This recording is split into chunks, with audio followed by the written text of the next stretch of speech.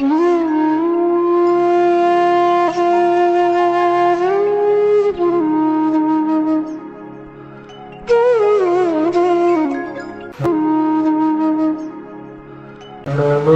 अर्हन्ताणं नमो सिद्धाणं नमो आयर्याणं नमो अध्यायाणं नमो लोये सब्बसाहुणम्।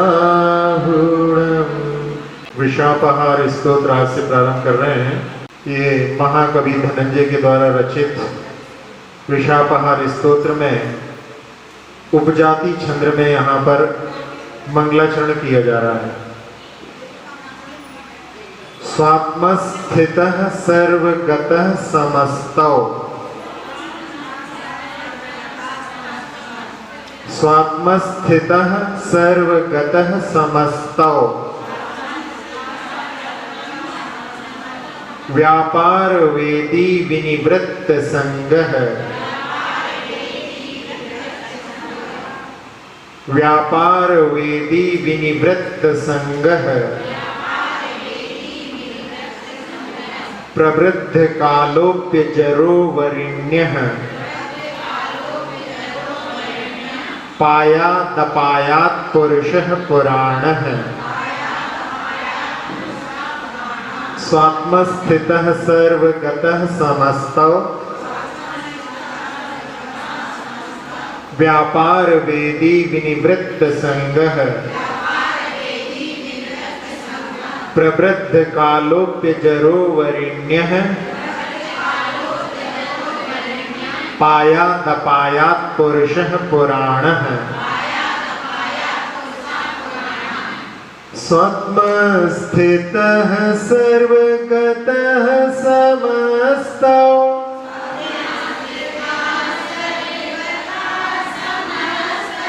स्वात्मस्थितः सर्वगतः समस्तौ,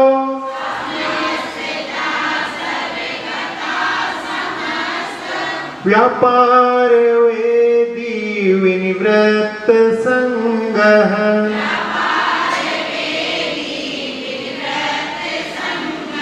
प्रवृद्ध कालोप्य जरो वरिण्यः,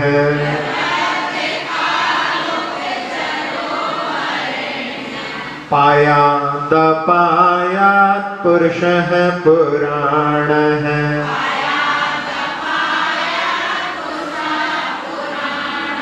स्वात्मस्थितः सर्वगतः समस्तौ,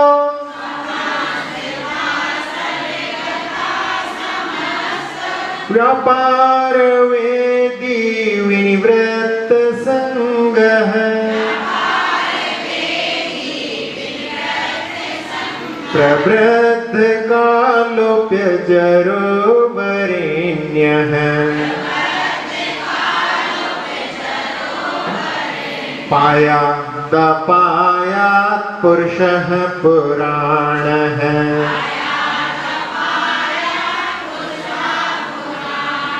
पढ़िए।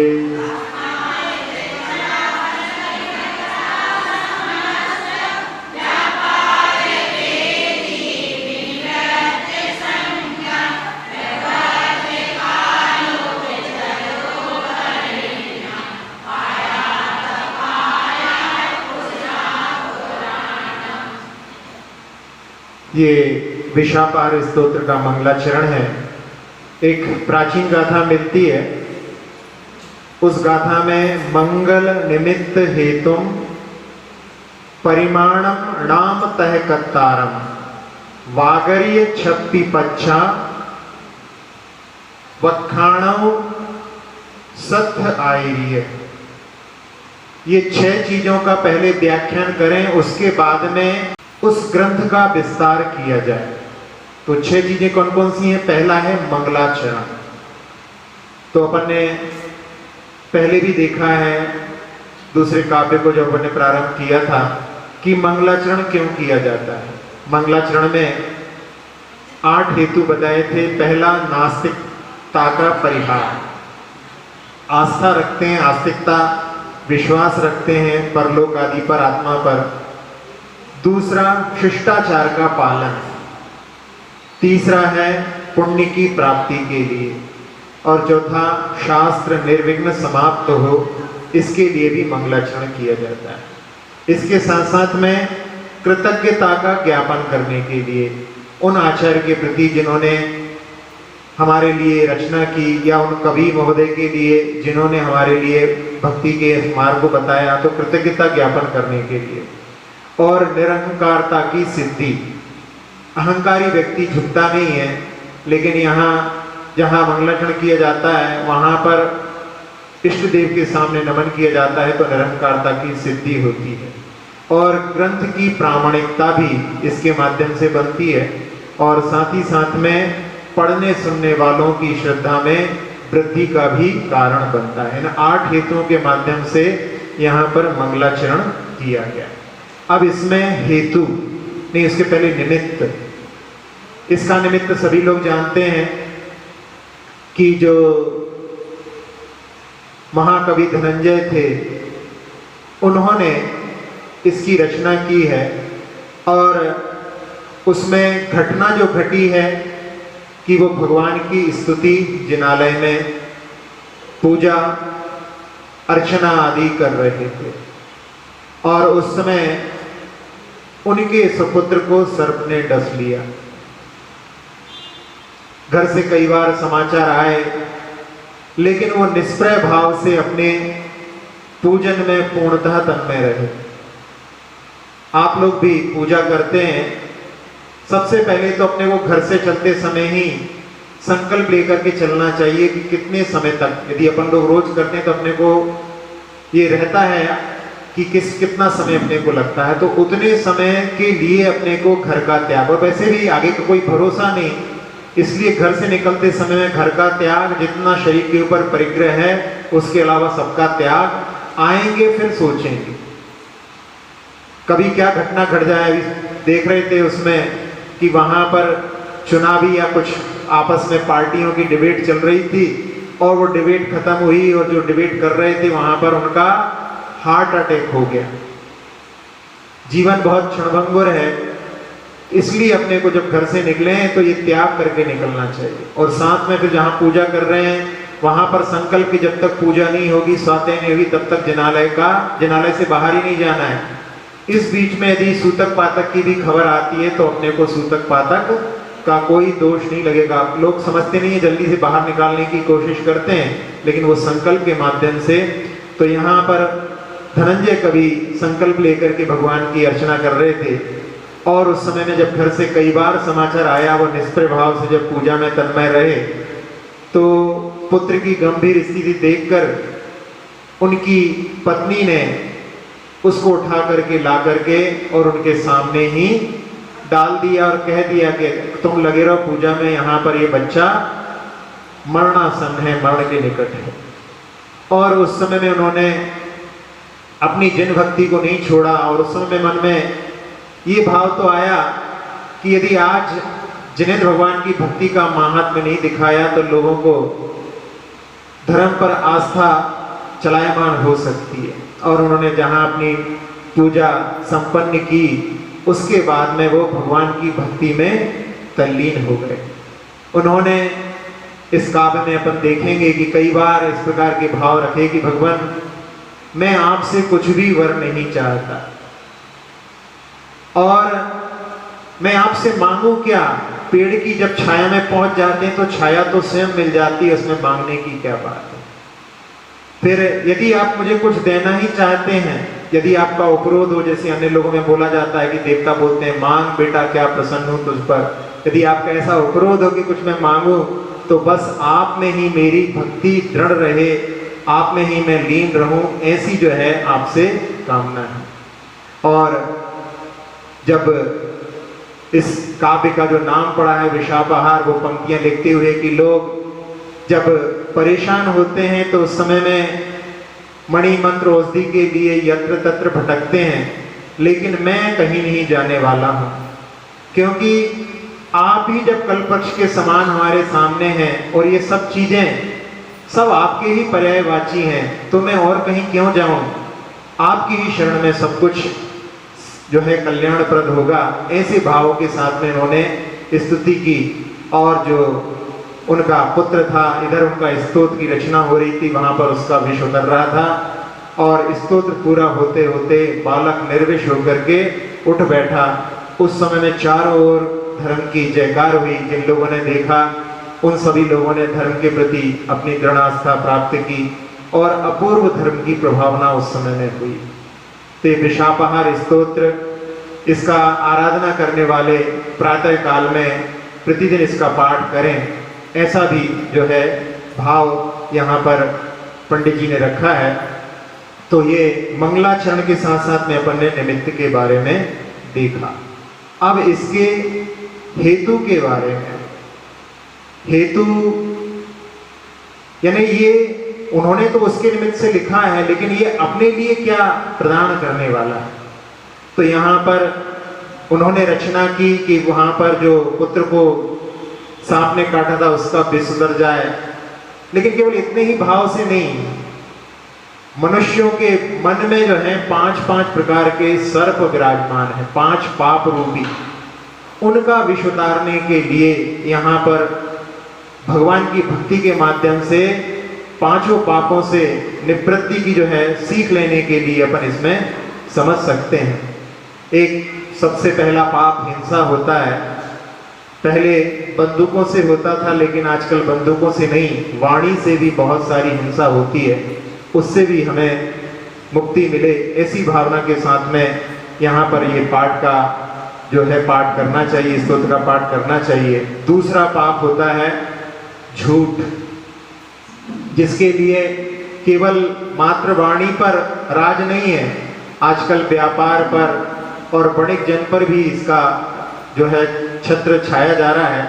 उससे भी मुक्ति के लिए, प्राप्ति के लिए इस स्तोत्र का पाठ करना चाहिए। तीसरा जो है चोरी होता है, वस्तु और धन चुराने के साथ साथ में अब लोग नजरों की भी चोरी करने लगे हैं, तो उससे भी जो है मुक्ति के लिए इसके पाठ को अपने को स्वीकार करना चाहिए।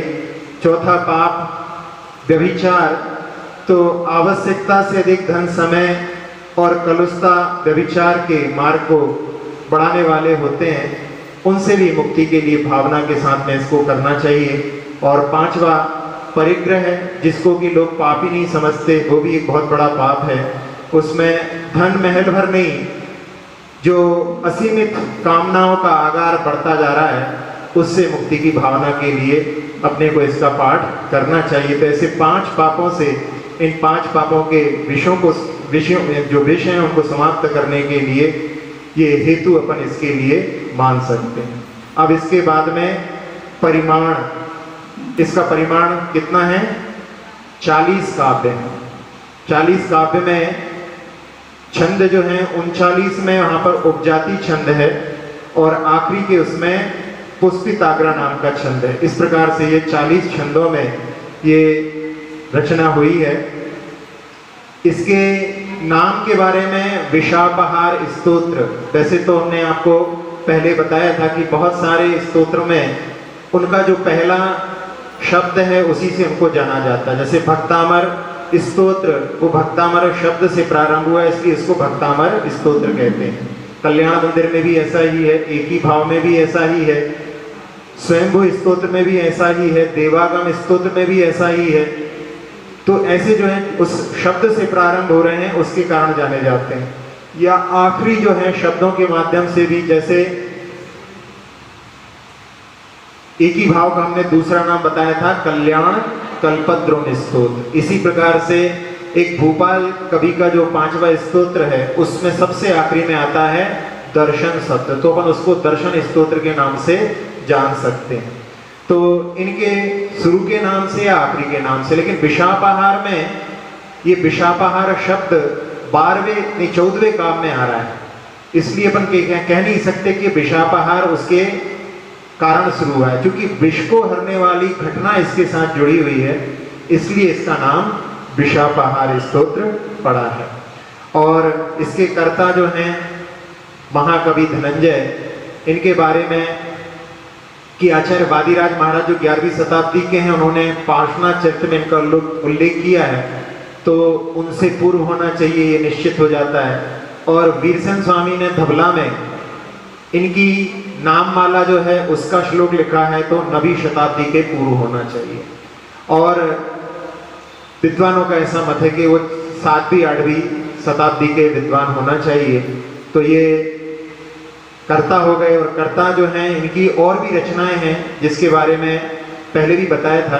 तो एक उनकी है धनंजय निघंटु या नाममाला। इसमें 200 पद्यों में वहां पर 1700 से ज्यादा शब्दों का अर्थ दिया गया है। जो व्याकरण आदि सीखते हैं उसमें इसको याद भी करते हैं। फिर विशापहार स्तोत्र हो ही गया। और तीसरा इनका जो काव्य है द्विसंधान महाकाव्य। उस द्विसंधान महाकाव्य में बताया था कि एक ही श्लोक के 2 अर्थ निकलते हैं, यानी एक अर्थ निकालेंगे उसका श्लेष के माध्यम से तो वो राम की कथा का विस्तार करेगा, और उसी का जब दूसरा अर्थ निकालेंगे श्लेष से तो वहां पर वो पांडवों की कथा का वर्णन करता है। ऐसे जो संधान महाकाव्य है, एक संधान शैली का सर्वप्रथम महाकाव्य है, 18 सर्गों में जो विभक्त है। ऐसे द्विसंधान महाकाव्य की भी रचना इन महाकवि ने की है।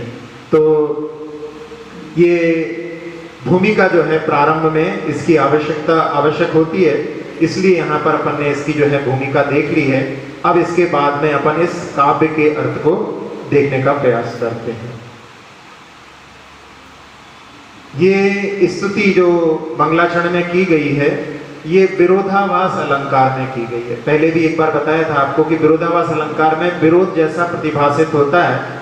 जब उसके अर्थ पर अपन दृष्टि डालते हैं तो वो विरोधाभास दूर हो जाता है। तो यहाँ कवि धनंजय भगवान की स्तुति करते हुए कह रहे हैं कि स्वात्म स्थिता अपि सर्वगतः, अपनी आत्मा में स्थित होकर के भी जो सब जगह विद्यमान है। कोई चीज एक जगह है और सब जगह कैसे हो सकती है? तो यहाँ पर ये विरोधाभास है।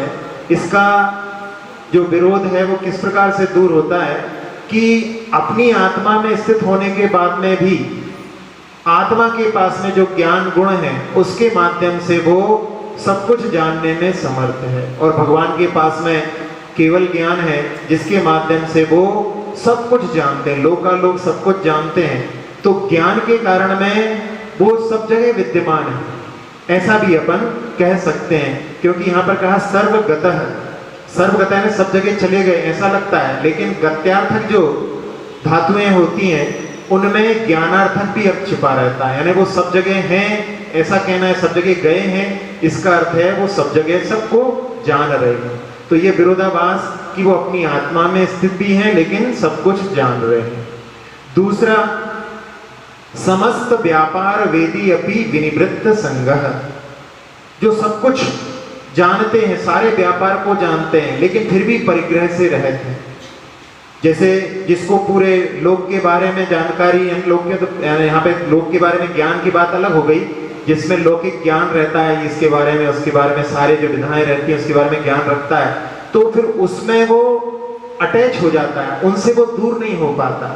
यानी उनमें उसकी जो है कुछ अपना भाव वहां पर राग द्वेष का चलने लगता है। लेकिन भगवान के बारे में ऐसा नहीं, भगवान सब कुछ जानते हैं, लोकालोक को जानते हैं, लेकिन फिर भी वो वहां पर उसके वैभाविक स्वाभाविक प्रणतियों को जानते हुए भी उसके प्रति साम्य भाव से, उसको जो है साक्षी भाव से ही केवल जानते हैं, उसके प्रति उनका राग द्वेष नहीं होता। इसलिए वो उसके जानते हुए भी उसके बंधन, कर्म के बंधन से रहते हैं। इसलिए विनिवृत्त संग है यहाँ पर परिग्रह के अर्थ में है, बंधन के अर्थ में इसका जो है जो विरोध था उसको दूर किया जाता है। फिर तीसरा जो है प्रवृत्त काल अपि अजरः, बहुत समय व्यतीत हो गया है। जैसे आदिनाथ भगवान की स्तुति है, वैसे इस काव्य में दूसरे काव्य में बताएंगे तो 84 लाख पूर्व की जिनकी आयु थी और 83 लाख पूर्व तक तो घर में ही रहे, लेकिन फिर भी उनके लिए बुढ़ापे जैसी कोई बात नहीं थी, अजर थे, यानी बुढ़ापा उनको छू नहीं पाया था। तो यहाँ पर इसका निराकरण इस प्रकार से किया जाता है कि जो महापुरुष होते हैं उनमें वृद्धत्व नहीं उत्पन्न होता। त्रिशत शलाका पुरुषों में सभी में ऐसा रहता है कि उनकी 16 वर्ष तक तो उम्र बढ़ती है, यानी 16 वर्ष तक तो उनकी वृद्धि होती है, उसके बाद में उनके शरीर में जो वृद्धत्व के लक्षण आगे जो होना चाहिए प्रौढ़ता आदि के, वो ना प्रकट होकर के वो 16 वर्ष के कुमार जैसे ही पूरे जीवन पर्यंत लगते हैं। तो ऐसा भाव यहाँ पर दिया है। और वरिण्य यानी जो श्रेष्ठ हैं, पायाद अपायाद, हमारी यहाँ पर रक्षा करने के लिए यहाँ पर भगवान से प्रार्थना की जा रही है कि पापों से दुखों से हमारी रक्षा करें। पुराण पुरुष यहाँ पर आदिनाथ भगवान के लिए, इसके माध्यम से भी हम पुराण पुरुष के माध्यम से भी ले सकते हैं। और ऐसे पुराण पुरुष से यहाँ पर प्रार्थना की जा रही है कि हमको हमारी पापों से रक्षा करें। तो ये इतना भाव लेकर के यहाँ पर इसमें आध्यात्मिक भाव भी ऐसा छिपा हुआ है कि आत्मा कभी भी वृद्ध नहीं होती। शरीर भले वृद्ध हो जाए लेकिन आत्मा कभी भी वृद्ध नहीं होती। ये भाव भी इसके साथ में आध्यात्मिक इसके साथ में अपन ले सकते हैं। अब यहाँ जो कहा गया है कि अपनी आत्मा में स्थित होकर के भी सभी जगह हैं, तो शरीर के अंदर जो आत्मा है उसके पास में आप लोगों ने 5वें अध्याय में तत्वार्थ सूत्र में पढ़ा होगा कि उसके पास में संकोच और विस्तार की शक्ति होती है। जैसा वो शरीर को धारण करती है वैसी वो छोटी और बड़ी हो जाती है। इसके साथ साथ में शरीर से आत्मा बाहर भी निकलती है, जिसको कि समुद्घात कहा जाता है। तो समुद्घात के समय में, उसमें समुद्घात के कई भेद होते हैं, तो उन समुद्घात में भी आत्मा अपने मूल शरीर को छोड़े बिना बाहर कुछ प्रदेश उसके निकलते हैं। तो उस समुद्घात को भी अपन इसके साथ में देखें, क्योंकि कई लोग ऐसे हैं कि आत्मा को सर्वगत मानते हैं। जैसे इसने कहा ना सर्वगतः, तो आत्मा को मानते हैं, भगवान को मानते हैं कि भगवान सब जगह विद्यमान है। कुछ लोग ऐसा मानते हैं कि केवल देह प्रमाणी है, कुछ लोग ऐसा मानते हैं कि जड़ के समान है आत्मा, कुछ लोग मानते हैं शून्य के समान है। तो इन सब का निराकरण जैन दर्शन में परमार्थ प्रकाश में योगेंद्र देव ने किया है कि सर्वगत जो कहा गया है केवल ज्ञान की अपेक्षा से सर्वगत कह सकते हैं, क्योंकि अलोकाकाश में तो आत्मा कभी जाती नहीं है। जब केवली समुद्घात होता है उस समय में आत्मा पूरे लोक में फैली रहती है, तो उस समय में अपन कह सकते हैं कि हाँ अभी सर्वगत है। और देह प्रमाणी जब सिद्ध अवस्था प्राप्त हो जाती है तो उसमें देह से कुछ कम, लेकिन वो एक उसका जो है एक आकार निश्चित हो जाता है, तो वो हो जाती है। और जड़ जब उसको कहते हैं, जब ध्यानस्थ होते हैं योगी, उस समय में उनका इंद्रिय ज्ञान जड़ के समान हो जाता है, इसलिए वो जड़ अवस्था को कह सकते हैं। और जब शुद्ध निश्चय से नए से अपन अपनी आत्मा को देखते हैं तो उसमें कर्म और दोष नहीं है, तो वो उनसे शून्य की स्थिति को भी प्राप्त होती है। तो ऐसी सब चीजों को देखते हुए अपन इसके साथ साथ में समुद्घात के बारे में भी थोड़ा देख लेते हैं। एक होता है वेदना समुद्घात। वेदना समुद्घात में जब शरीर में पीड़ा आदि होती है, आपने देखा होगा कंपन आदि होने लगता है शरीर में, वही समुद्घात का प्रतीक रहता है। उसमें तिगुने तक अपने शरीर का जितना प्रमाण है उससे तिगुने तक वो आत्मा बाहर फैल सकती है। इसमें बताया गया है कि निगुत के जो जीव होते हैं उनमें ये वेदना समुद्घात नहीं होता। क्षिपकली आदि की जब पूंछ कट जाती है तो उस समय में वो पहले भी बताया था कि उनकी जो पूंछ दूर भी रहने पर वहां पर वो तड़पती है, उस समय में आत्मा के प्रदेशों का बीच में संपर्क रहता है, जो क्लियर फोटोग्राफी से फोटो भी आ जाता है कि उसके बीच में एक संपर्क रहता है। तो उसके माध्यम से ये वेदना समुद्घात को अपन समझ सकते हैं। फिर कषाय समुद्घात होता है। कषाय समुद्घात में जब कषाय आदि के माध्यम से, क्रोध आदि के माध्यम से शरीर जब कंपन होने लगता है, आंखें लाल लाल हो जाती हैं, तो उस समय में कषाय समुद्घात होता है। जैसे कई बार कहते भी हैं कि भैया आप अपने आपे में क्यों नहीं हो, आपे में मतलब है अंदर से बाहर निकल रहे हैं। तो इसमें बताया है कि संग्राम आदि में जब योद्धा आदि एक दूसरे को, शत्रु को एकदम देख करके आंखें लाल लाल करके एकदम एक टक लगा करके देखते हैं, तो उस समय में धवला आदि ग्रंथों में इसी के लिए कषाय समुद्घात का प्रतीक कहा है। फिर वैक्रियक समुद्घात होता है जिसमें देवलोक करते हैं, रिद्धिधारी मुनिराज भी रहते हैं, तो उसमें शरीर को छोटा बड़ा करना, अन्य शरीर रूप करने के लिए जो प्रदेशों को बाहर भेजा जाता है वो वैक्रियक समुद्घात होता है। देवलोक जब भी आते हैं तो वो अपने वैक्रियक शरीर को ही यानी समुद्घात के माध्यम से आते हैं। मूल शरीर तो उनका वहीं रहता है और वहां से वो अपने शरीर को यहाँ जो है दूसरा बना करके भेजते हैं। ये ऐसी इनकी प्रक्रिया चलती है। तो अंतर अंतर मूर्त में वो कार्य चलता रहता है उनका, और वो कार्य इस प्रकार से वैक्रियक समुद्घात के माध्यम से करते रहते हैं। एक होता है मारणांतिक समुद्घात, जिन्होंने अपनी आयु को बांध लिया है और जिनके मन में बहुत रहती है कि मैं मरकर कहाँ जाऊंगा, उनके लिए ये मारणांतिक समुद्घात हो सकता है। इसके लिए ये ऋजु गति से भी जा सकता है, यदि सीधी दिशा में जाकर के जहाँ पर उत्पन्न होना हो, अथवा जो है विग्रह गति भी इसमें मोड़े के साथ में भी जहाँ जाना है वहाँ के लिए ये जहाँ उत्पन्न होता है वहाँ पर अंतर्मुख ठहर करके भी वो आत्मा के प्रदेश वापस भी लौट सकते हैं और बीच में भी मरण हो सकता है।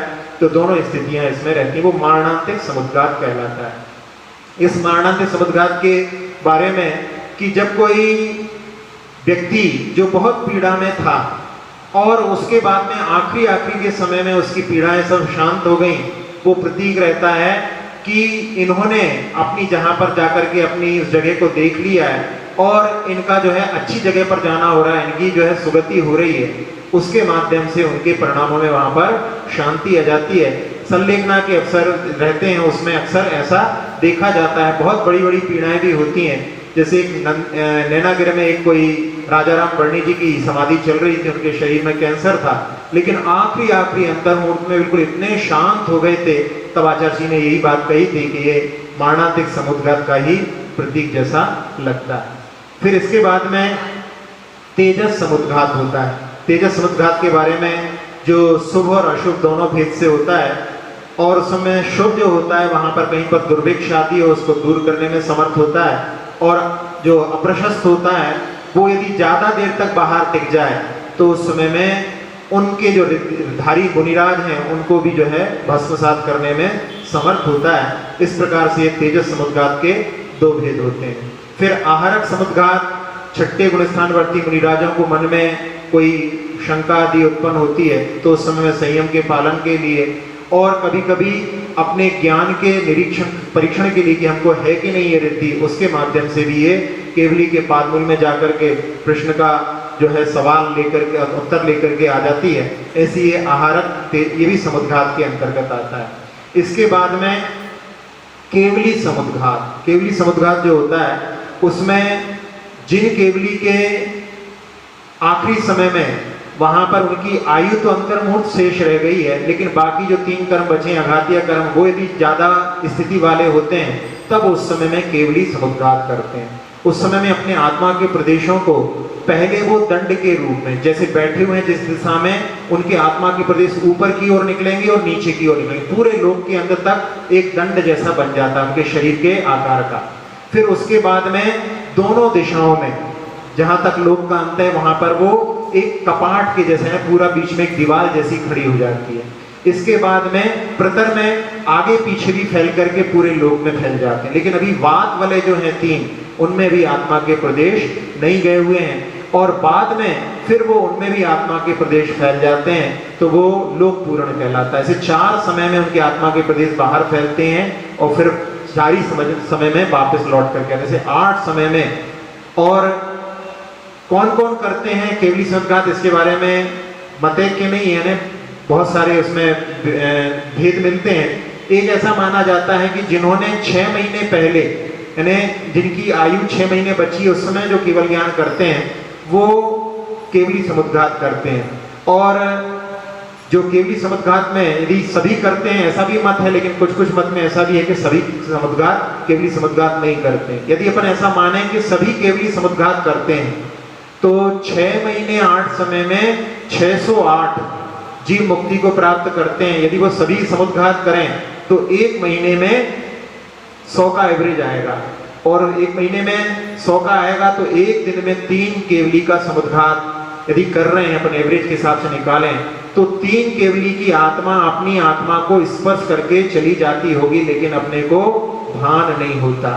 तो ये केवली समुद्घात होता है। इसमें 8 जो अपने शरीर के मध्य प्रदेश होते हैं उनको मेरु के नीचे स्थापित करके और फिर पूरी आत्मा को फैलाया जाता है।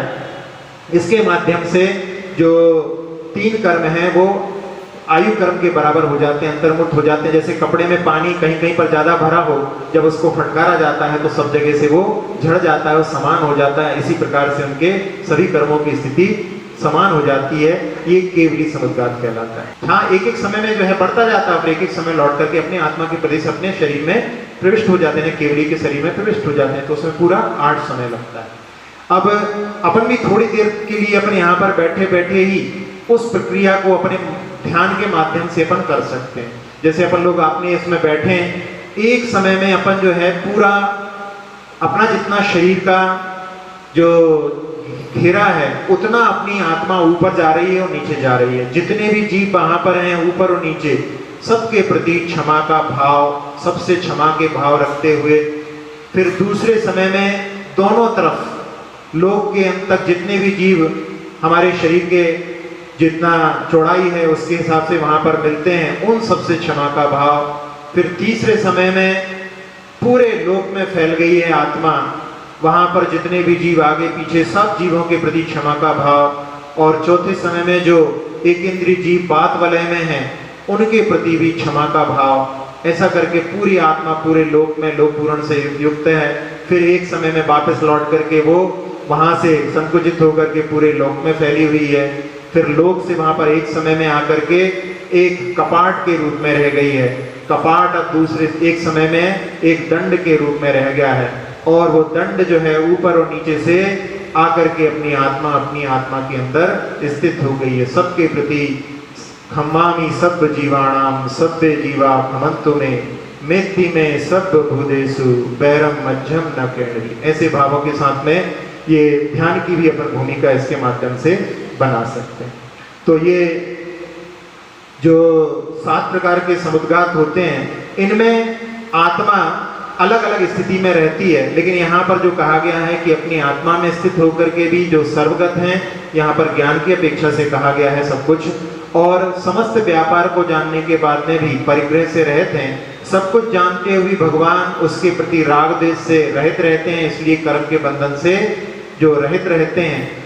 संसारी प्राणी जानते हुए भी उसमें राग द्वेष करता है, इसीलिए उसके कारण में वो बंधन को प्राप्त होता है।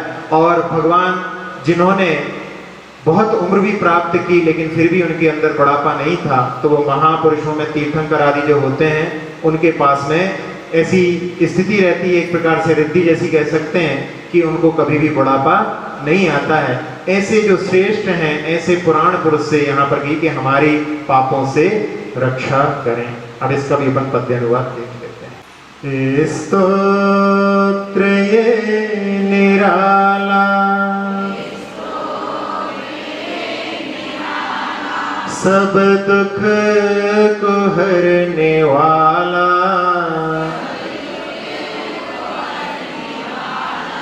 भव विष का है प्रणाशक,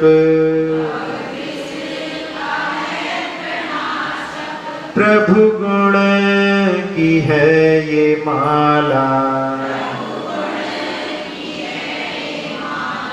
स्तोत्र ये निराला,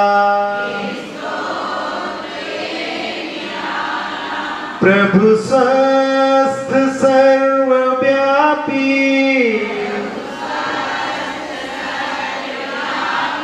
चिरकाल पर अजर है, व्यापार सर्वज्ञाता, सब संग तज अमर हैं, हे पुराण पुरुष अर्जी, रक्षार्थ चरण डाला, भव विष का है प्रणाशक, प्रभु गुण की है ये माला, स्तोत्र ये निराला।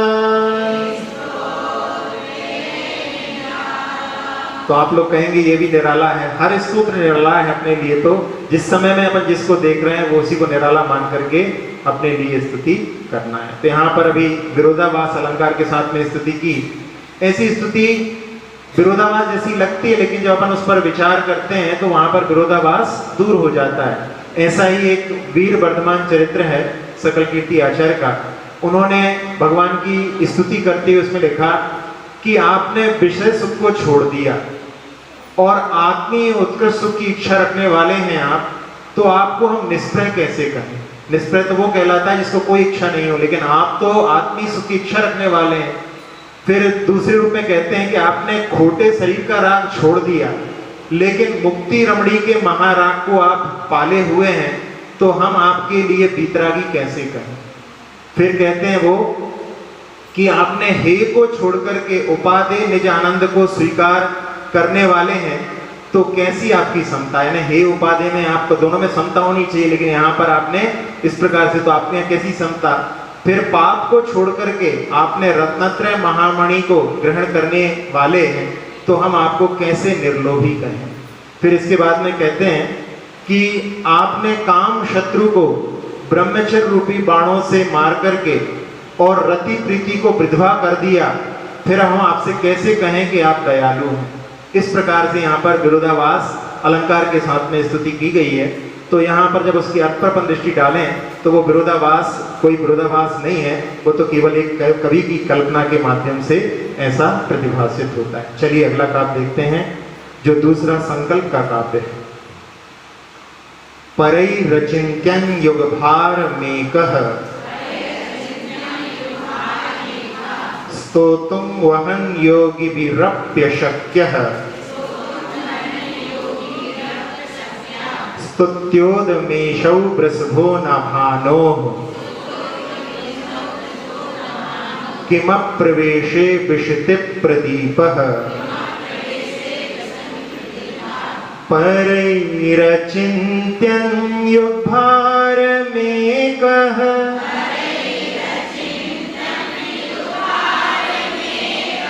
स्तोतुं वहन योगिभिरप्यशक्यः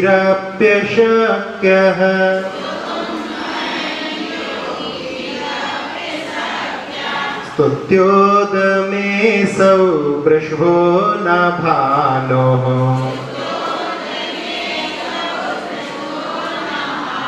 किमप्रवेशे विष्टिप्रदीपः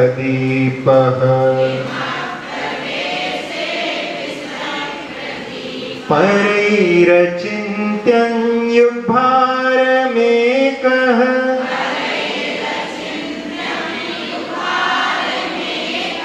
स्तोतुं वहन योगिभिरप्यशक्यः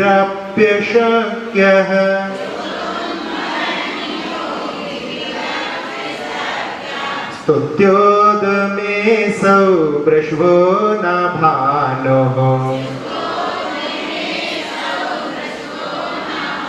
किमप्रवेशे विष्टिप्रदीपः।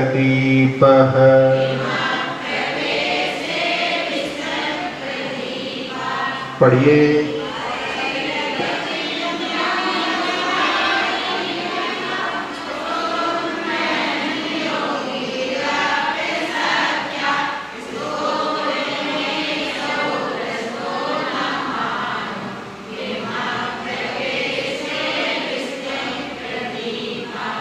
हाँ, इस काव्य में महाकवि धनंजय भगवान की स्तुति करते हुए संकल्प कर रहे हैं। पहले तो भगवान के गुणों के बारे में बता रहे हैं कि परई रचिंत्यम युगभारम एक बहन, जो दूसरों के लिए अचिंतनीय है, ऐसे युग के भार को आपने अकेले ही ढोया, अकेले ही उसको सहन किया। जब भोग भूमि से कर्म भूमि प्रारंभ हो रही थी, परिवर्तन हो रहा था, उस समय में आदिनाथ भगवान ने सब कुछ सिखाया। तो उस समय में, क्योंकि कोई कुछ नहीं जानता था, तो उस समय में उन्होंने पूरा अकेले ही ये सारा भार उठाया। इसलिए जो दूसरों के लिए अचिंतनीय है, ऐसे आपने उस युग के भार को अकेले ही वहां पर वहन किया, धारण किया। और योगी भी अपि स्तोतुम अशक्य, बड़े बड़े योगी, जो कल भी आया था उसमें दूसरे काव्य में, तो बड़े बड़े योगी भी आपके गुणों का स्तवन करने में समर्थ नहीं हो पाए हैं। ऐसे होने के बाद में भी असौ वृषवा अद्य में स्तुत्य, ऐसे वृषभनाथ भगवान, यहाँ पे नाम भी दे दिया वृषभ, ऐसे वृषभ भगवानाथ भगवान आज मेरे द्वारा स्तुत्य हो रहे हैं, मैं उनकी स्तुति कर रहा हूं। तो यहाँ पर अभिमान की बात नहीं है कि उन्होंने तो नहीं कर पाया और मैं कर रहा हूं। यहाँ पर एक उदाहरण के माध्यम से यहाँ पर कवि महोदय कह रहे हैं कि भानो अप्रवेशे, जहां पर सूर्य प्रवेश नहीं करता, किम प्रदीपः न विशति, क्या वहां पर दीपक प्रवेश नहीं करता है? जैसे गुफा आदि में रहता है, वहां पर सूर्य का प्रकाश नहीं जाता है, लेकिन दीपक क्या वहां पर प्रवेश नहीं करता है? करता ही है। इसी प्रकार से यहाँ पर कि बड़े बड़े जो योगी भी आपकी स्तवन नहीं कर पाए हैं, तो मैं भी स्तवन ना करूं, नहीं, लेकिन यहाँ पर कह रहे हैं कि जितनी मुझ में सामर्थ्य है उतने प्रयास करने से मैं क्यों वंचित रहूं, उतना प्रयास तो मैं करूंगा, उससे मैं पीछे नहीं हटूंगा।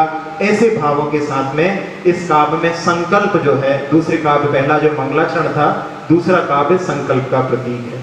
तो यहाँ आदिनाथ भगवान जिन्होंने पूर्व में जब भोग भूमि से कर्म भूमि का जो रूपांतरण हो रहा था उस समय में भार को अकेले उठाया था। आप सभी लोगों को मालूम है कि 3 जो काल होते हैं 6 कालों में वो भोग भूमि के रहते हैं। उस समय में कल्प वृक्षों के माध्यम से सभी पूर्तियां होती हैं, कोई भी बाधाएं नहीं रहती।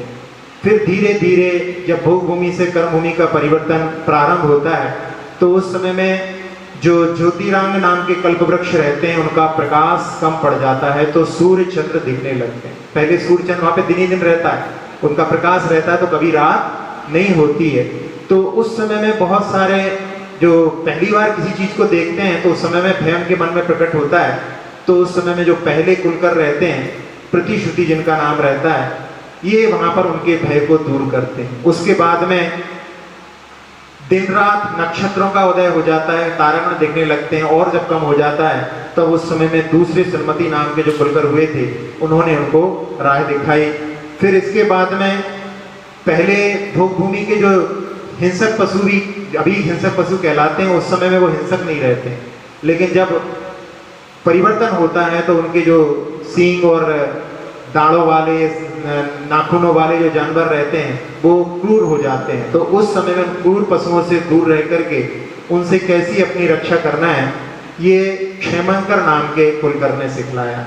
फिर क्षेमंकर नाम के कुलकर ने पहले उनसे दूर रहे ऐसा बताया, फिर बाद में अपने आत्मा का रक्षण कैसे करना है ये भी उनको सिखलाया। उसके बाद में सीमंकर नाम के जो कुलकर हुए, कल्प वृक्षों ने धीरे धीरे अपने फल देना कम कर दिया, तो उस समय में आपस में लोग लड़ने लगे, तो उन लोगों को एक बाउंड्री बना दी कि इतने जो है क्षेत्र में आप लोग, इतने क्षेत्र में सबका डिवीजन कर दिया, तो वो सीमंकर नाम के कुलकर थे। फिर इसके बाद में और भी फिर जो है कमी हो गई, जब धीरे धीरे कमी हो जाती है तो वहां पर लड़ाई होना स्वाभाविक है।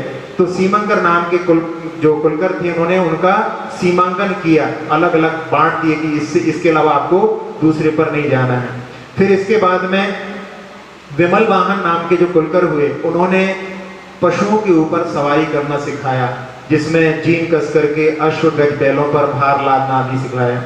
फिर इसके बाद में अभी तक जो पुत्र और पुत्री उत्पन्न होते थे उस समय में माता पिता का देहांत हो जाता था। अब जो है पुत्र पुत्री सामने सामने दिखने लगे, तो पहली बार जब जन्म हुआ तो सारे लोग भयभीत हो गए कि ये क्या हो गया।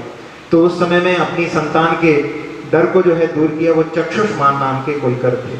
उसके बाद में वो बच्चे उनको जन्म दिया, थोड़ी देर में खत्म हो गए, तो देख तो लिया कम से कम, लेकिन बच्चे बहुत समय तक रहने लगे, तो उनका नामकरण आदि सिखाने वाले यशस्वान नाम के कुलकर थे। फिर बहुत समय तक जब बच्चे सामने सामने बने माता पिता जीवित रहने लगे तो उनको खेलना आदि भी वो अभिचंद्र नाम के कुलकर थे, जिन्होंने चंद्रमा का पानी में प्रतिबिंब दिखा करके बच्चों को खेलना आदि सिखाया था। बच्चों की क्रीड़ा आदि सिखाने वाले अभिचंद्र नाम के कुलकर थे। फिर चंद्राव नाम के उनके बच्चों के पूरे लालन पालन की व्यवस्था उन्होंने बताई। इसके बाद में मरुदेव नाम के कुलकर हुए, जिन्होंने नाव से नदी को पार करना और पहाड़ों आदि पर चढ़ने के लिए सीढ़ी आदि इस प्रकार के कार्यों को सिखलाया। अभी तक जो उत्पन्न होते थे उसमें उनके ऊपर कवर नहीं रहता था, जो मनुष्यों का जन्म होता है ऊपर कवर रहती है, वो कवर नहीं रहता था।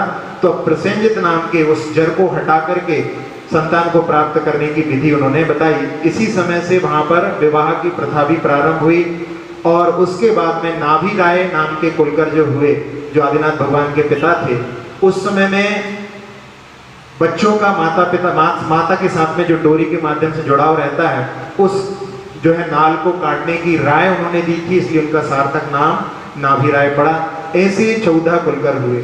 इसके बाद में जब नाभि राय थे उस समय में ही बरसात आदि होने लगी, तो लोग पूछते थे नाभि राय से कि काला काला क्या छा जाता है और क्या बरसता है, फिर कुछ चलता है, ठंडी सी लगती है, हवा वगैरह। उस समय बिल्कुल एक सा वातावरण बना रहता है, कोई बाधा नहीं रहती। उस समय सारी प्रकृति के जो है इस प्रकार के परिवर्तन होने लगते हैं, तो वो सभी लोग भयभीत होते हैं। और साथ साथ में पहले तो कल्पवृक्ष से मिल जाता था, खा लेते थे। अब जो है खाने के समय में कुछ खाते नहीं थे, तो कहते थे पेट में कुछ आग जैसी लगती, क्या होता है। तो उस समय में कुछ जो फल आदि उग गए थे उनको खाने के लिए उनको बताया गया, तो ऐसा सिखा करके इसके बाद में जब फिर आदिनाथ भगवान को जब पूछने के लिए आए, जब तक आदिनाथ भगवान बड़े हो गए थे, तब उस समय में नाभि राय ने कहा कि वो उनसे जाकर के अब पूछो। तो आदिनाथ भगवान जो गृहस्थ अवस्था में उस समय थे, उनके पास में सारे लोग जाते थे और पूछते थे।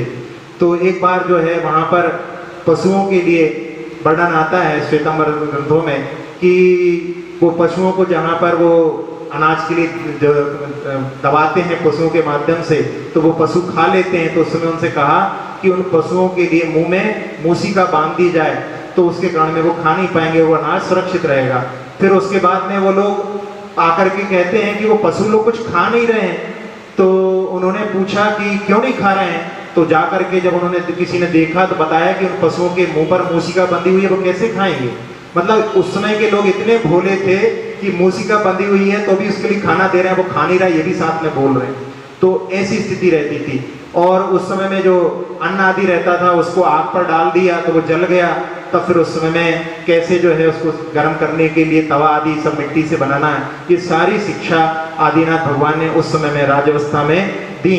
60 कर्म जो है 80 कृषि वाणिज्य विद्या शिल्प आदि उन्होंने सिखाए। इस प्रकार से आदिनाथ भगवान ने उस समय में जो युग का भार था वो अकेले ही वहन किया था। ऐसे आदिनाथ भगवान को स्मरण करते हुए और साथ ही साथ में जिनका स्तवन करने में बड़े बड़े योगी भी समर्थ नहीं रहे हैं। कल बताया था कि 4 ज्ञान के धारी भी, क्योंकि भगवान के गुण अनंत हैं, उनके अनंत गुणों का वर्णन करने में केवल केवल ज्ञानी ही समर्थ हो सकते हैं, इसलिए उनके गुणों का वर्णन कोई भी करने में समर्थ नहीं हो सकता। ऐसे भगवान का अद्य स्तुत्य में असो वृषभा, ऐसे वृषभनाथ भगवान आज मेरे द्वारा स्तुत्य हो रहे हैं और इसके साथ में संकल्प कर रहे हैं। लेकिन वहां पे कह रहे हैं कि जहां पर सूर्य प्रवेश नहीं करता तो वहां पर क्या दीपक प्रवेश नहीं करता, यानी अपनी सामर्थ्य के अनुसार मैं भगवान आपका स्तवन करने का प्रयास करूंगा। ऐसे भावों के साथ में ये दूसरे काव्य में कवि महोदय संकल्प कर रहे हैं भगवान की स्तुति का। पर कल्पना परे जो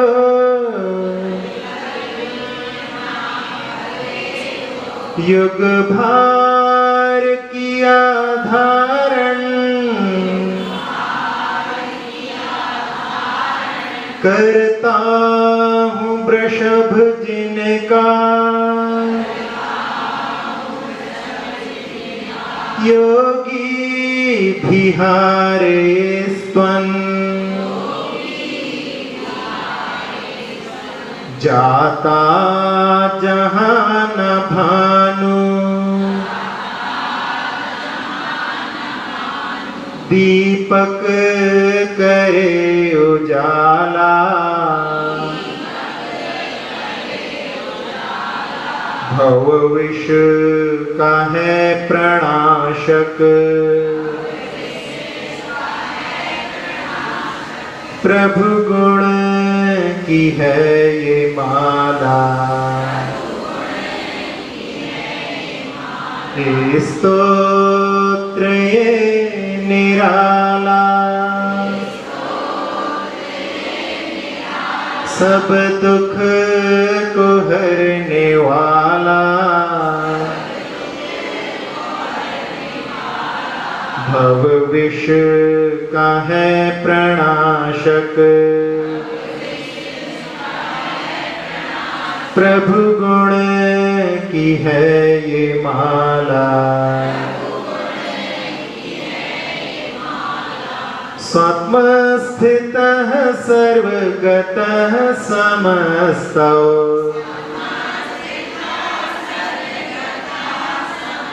व्यापार वेदी विनिवृत्त संगः,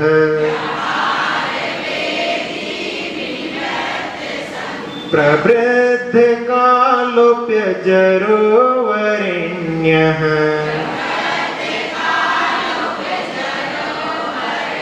पायादपायात् पुरुषः पुराणः,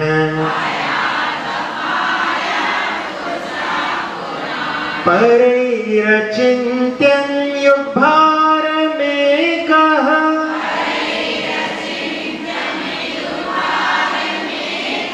स्तोतुं वहं योगिभिरप्यशक्यः,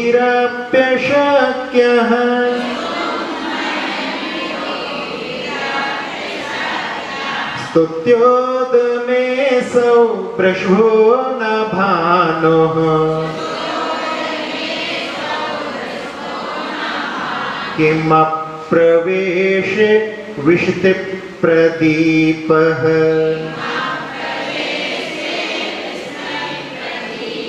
अक्षर पद मात्रा से दूषित वचन अगर मम हीन रहे,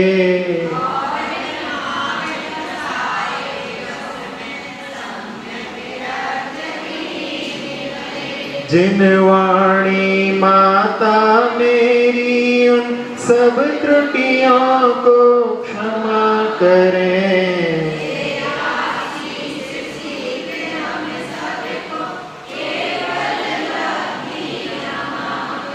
प्राप्त हमें हो बोधि समाधि परिणामों की शुद्धि हो,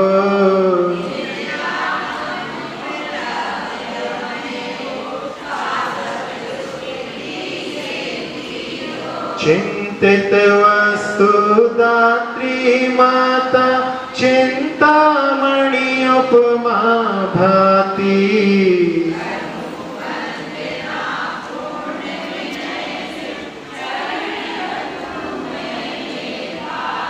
कर जिन वाणी स्तुति तन की ममता टा